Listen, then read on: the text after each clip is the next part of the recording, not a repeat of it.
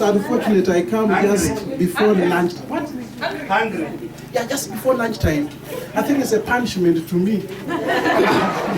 But I'm used to it. He said my name's Josphat Mulindo. I think on farm in Kenya, Josphat Chengole Mulindo. I come from the villages. That's why I wanted somebody to hold my hand.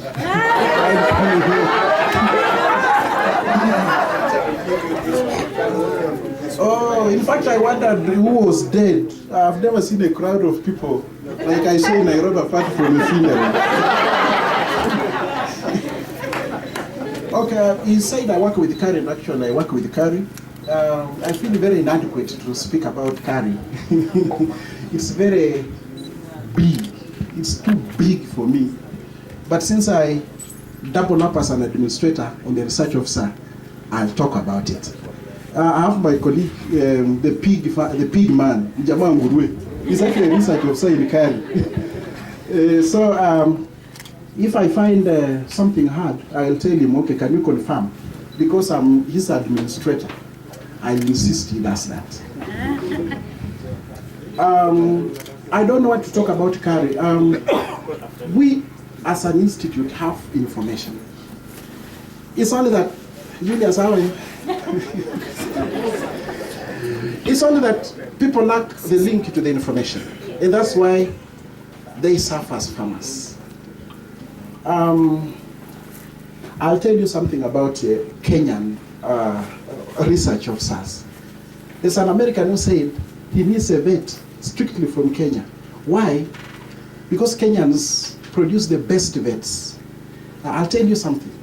In Kenya, there is no livestock disease that we don't know. There's total no livestock disease. So there's no excuse for an animal to die because of a disease.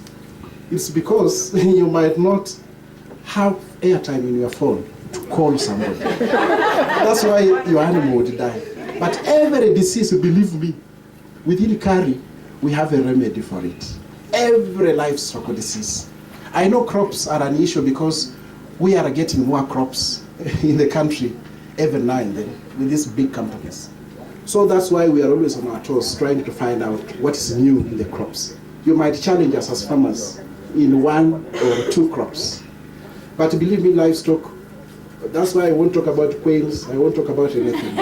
Just take your phone, call anybody from Kari, and he's supposed to attend to you. I think I'll talk as a beekeeper.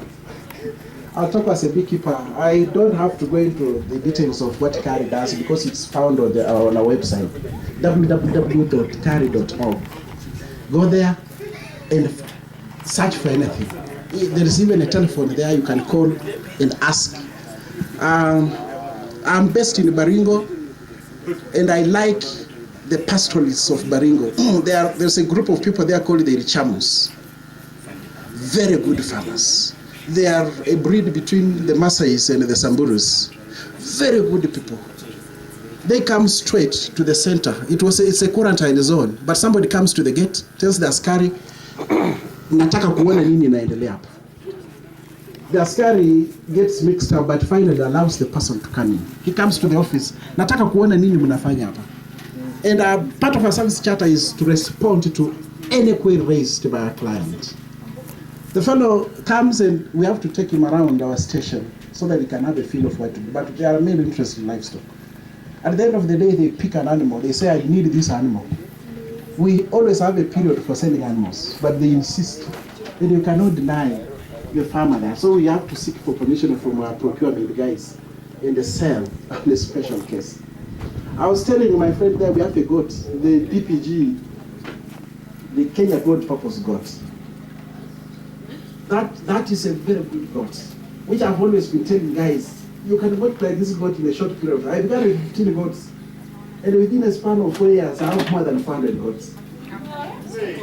A goat of 4 years. A goat, it doesn't... 15? Yes, a goat doesn't... Stop taking out your calculator.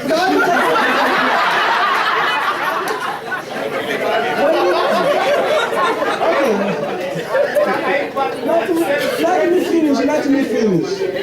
Our goal goats don't give birth to one kid. They don't. They give to 2 or 3. And you know what happens? When they eat the Prospsis pods, Huh? there are Prospsis, you know Prospsis?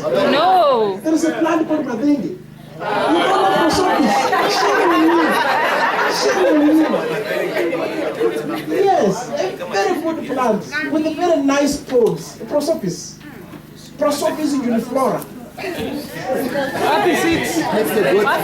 Happy seeds. Yes, you don't need the seeds. Hey. You can come and buy the pods and mill them and ration your livestock feed. Very nice. Now the goats eat those pods. Forget about what you hear. Oh, the people have taken a goat to court as an evidence or an exhibit for teeth dropping out of their mouths. It's just politics. As of now, the story has changed. When you tell the guys, the locals, can I clear this Prospsis for you? No way. Because they have realized there was lack of information and carefree collaboration with CARI.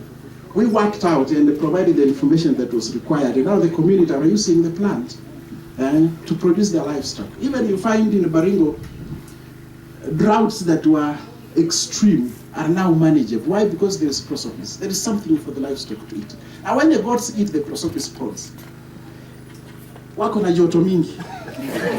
Joto inakuwa mingi. And when I show you a goat that is 2 months old, you say it's a year. No, it's 2 months. 2 months goat is a year. You know, the DPG goat is actually a 4-way cross of 4 breeds. It's a hybrid, a mongrel. Has milk.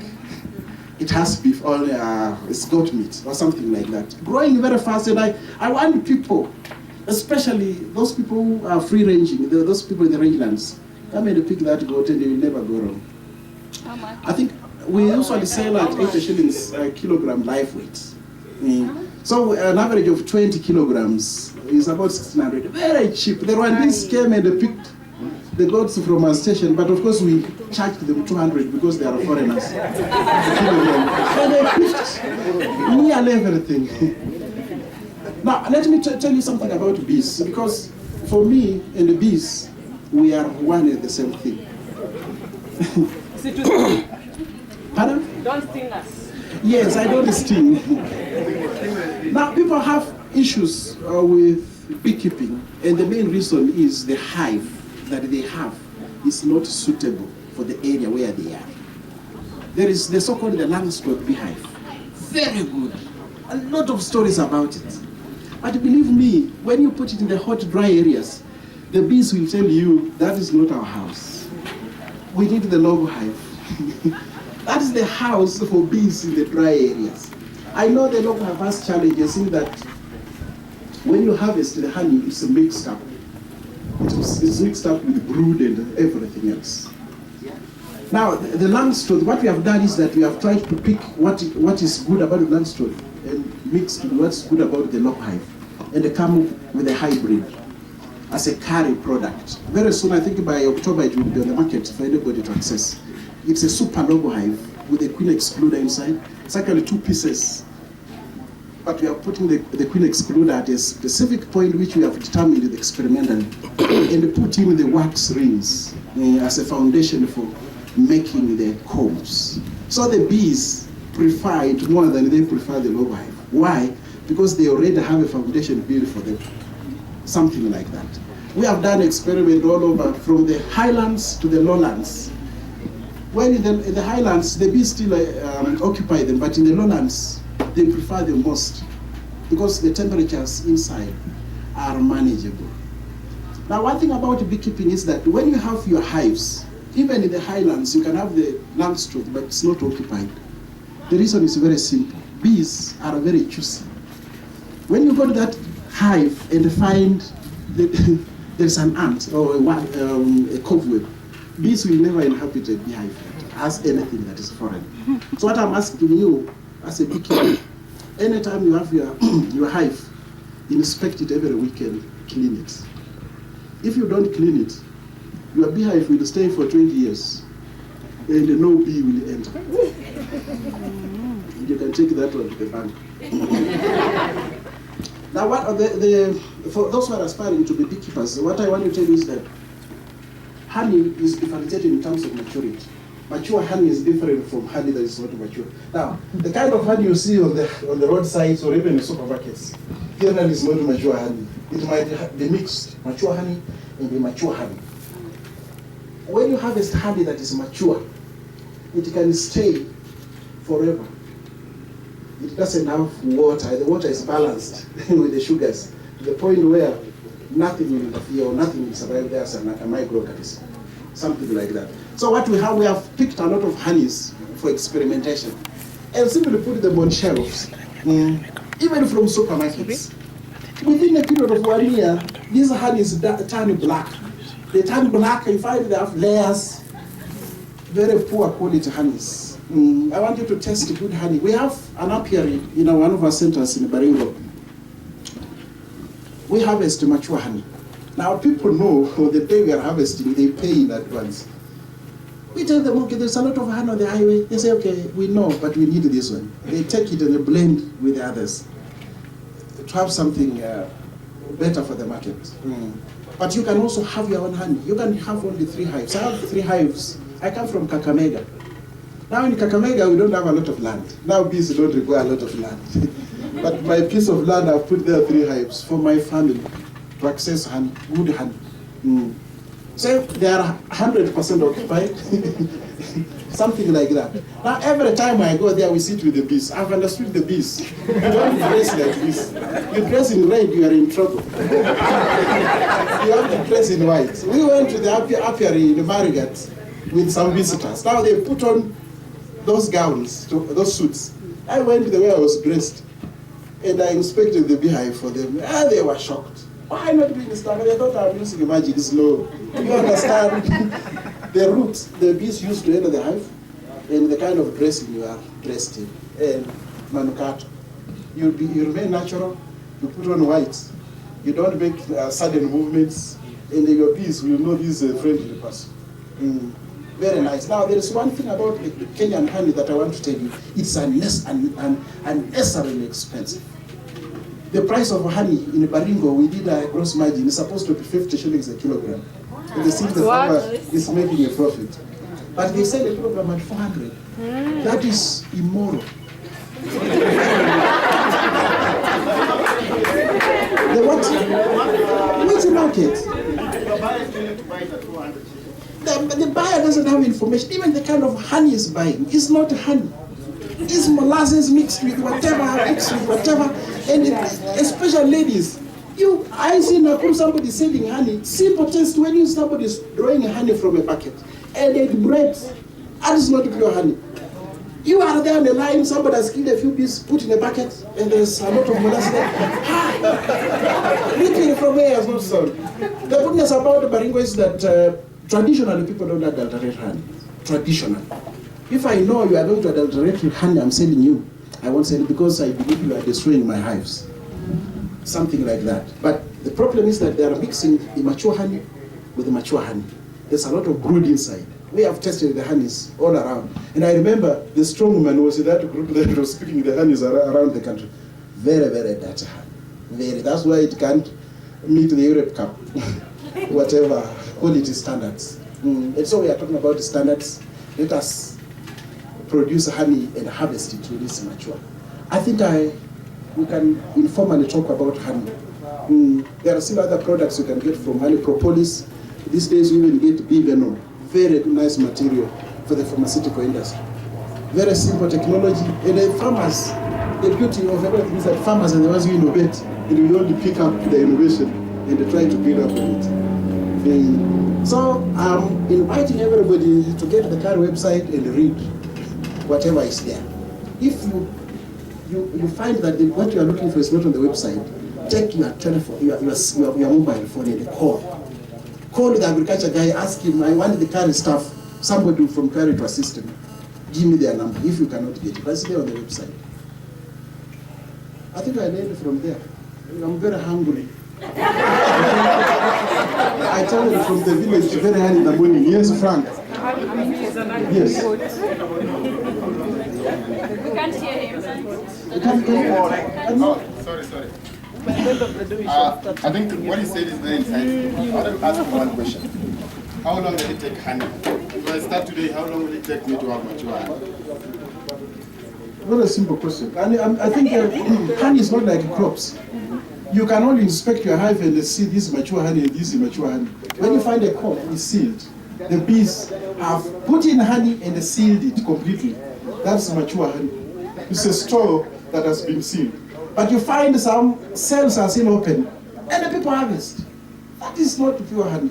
That's a lot of pollen, a lot of water, and that kind of stuff. Not good honey. So inspect, Frank. Go and inspect your honey every day. In fact, it's a week. Every week and check. Find if the combs are sealed. That's what you harvest. If they are not sealed, don't harvest. Leave them. Yes. The DPG goats. Yes. Someone have to come to Pekera to buy, or do you have other centers where someone can access them? I think the current centers that used to maintain the DPG was in Twapa, Naivasha, and the Pekera. And I think they have scaled down on the other centers apart from Pekera. So I think the road is stomached from Nairobi. The road is stomached from Nairobi. So for the goat, you have to go to Pekera. Yes.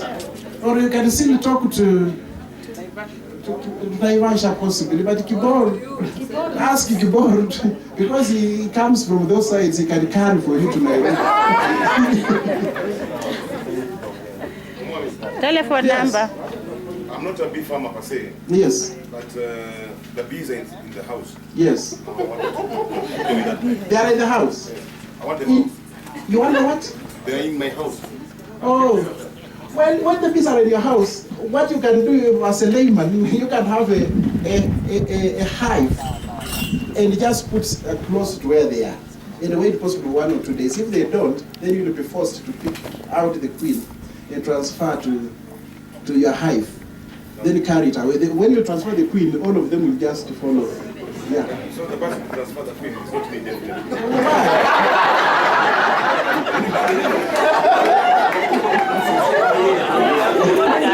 Where's your home? Where's your home? Boy, I think you can get somebody from the Ministry of Livestock. We can assist you possibly transfer. But you get a hive and you just put close to where the bees are. They will transfer. You know, there are the scout bees who will find the conditions in the beehive are better than where they are staying, and they will pass over the message. And these ones will move. Try that. If it doesn't work, then I'm sorry. The beehive should be made to smell nice. Yeah, you can. There's a plant. There's a. You used to. Not sure. That's good. There's a plant. I think I'll show it. It must be around here, but you can still put some combs with honey in your hive, or smear it with some honey, and they will just transfer. They'll try to transfer. As long as the hive is better than where they are staying, make conditions more suitable. Yeah. Your I'm number. sorry you fear the bees, but they are very good. Your number. Your contact number. And she's saying tasty. Oh, there is food. My contact is 0724848816. 0724848816. That's my personal line. Now don't call after 5. Because my hen will not be very happy. 5, that's too early. Yeah, that's it.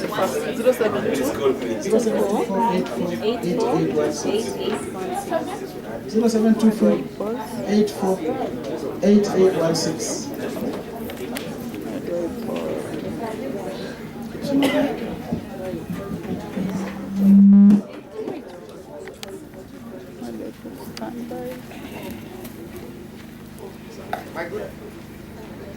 My good people, Josphat. Yes. Asante sana. Sana. Ndia. Have we learned something? True. A lot. Okay. I could. That story of Madenge. That one has used me some. And that 4-way cross goat. That one. Yeah. Are you a rookie? She was making. Okay, guys. I see.